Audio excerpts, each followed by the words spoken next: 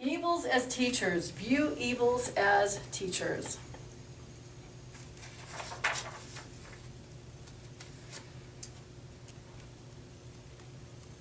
The biggest question I get is, why do I have to deal with these people? Why are they in my life? I do not want them in my life. I did not attract this. I did not sign up for this psychologically unbalanced person to come into my life.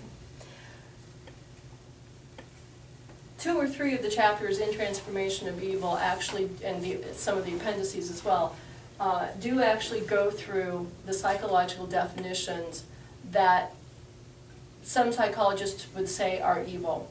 M. Scott Peck did a wonderful job back in the 80s of defining evil as narcissism, and really fought during his lifetime to have evil actually recognized as an actual psychological diagnosis. He didn't necessarily succeed in having that happen, but he did get people to really look at narcissism. And the other one that was eventually identified, borderline personality disorder, as 2 of the most pervasive, manipulative, insidious personality disorders that whose behaviors have a tremendous impact to create chaos in our lives. And so one of the things that you'll learn in Transformation of Fear of Evil is how to, Transformation of Fear, next book, Transformation of Evil, is how to look at some of the behaviors that are exhibited by energy vampires. So evil ultimately becomes, in the first translation, in the first transformation of the word, energy vampires. We have 2 kinds, benign energy vampires and energy vampires who are malevolent, people who truly are actually out to hurt you. We all know the benign energy vampire. Those are the people that are constantly in crisis, they're constantly calling you, they can't solve a problem on their own, they're codependent is one way to talk about them.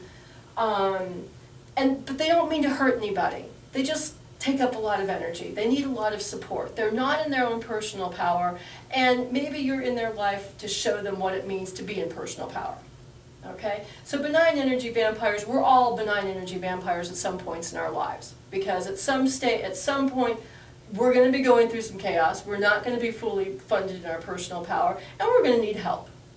All right? And so one of the things that occurs is that energetically, when we understand how energy flows between people, is that if we were to see everyone in this room and their energy bubbles, what we would be seeing right now is we would see that we've created a safe space, that we trust each other enough that we're sharing our energies equally so that everybody is feeling safe and everybody's feeling respected, everybody's feeling like they can trust the other person in the room.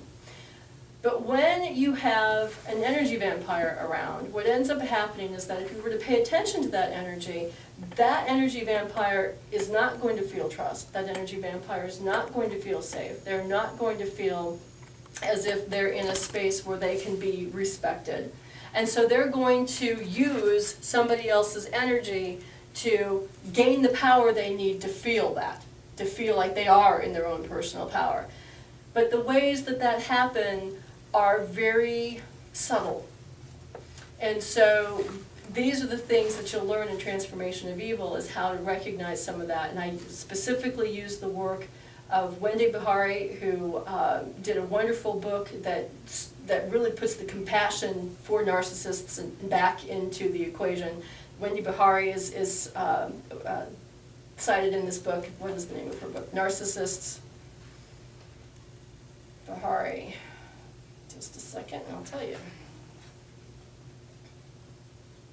I talk about her all the time, and there she is. Disarming the Narcissist, Surviving and Thriving with the Self-Absorbed, which is a book that I don't know how many copies I've given away now.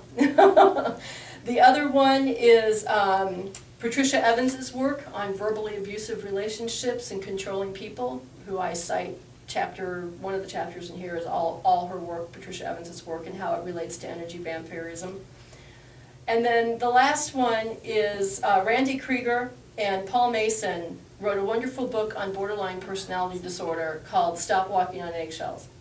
Okay? Those are the three sources that really inform, plus Sam Scott Peck's work, that really inform how to identify some of the psychological background and whether or not to know you're dealing with an energy vampire, okay? Now, when I talk about evils, however, I'm talking about energy vampires incognito as light. Let me say that again.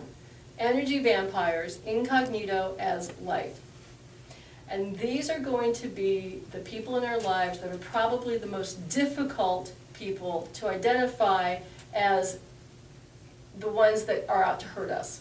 Because the energy vampire incognitos as light is out to hurt you. It's in their makeup, it's what they do, it's a characteristic that they have. They have no ability to have a consciousness around what it is that they're doing, and they may not have a consciousness around the fact that they're actually hurting people with their behaviors.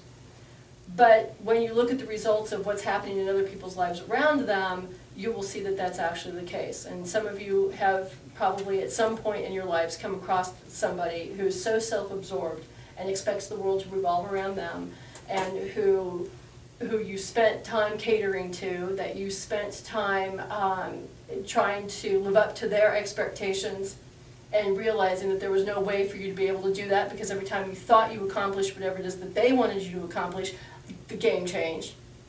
And so this is some of the behaviors that occur with energy vampires.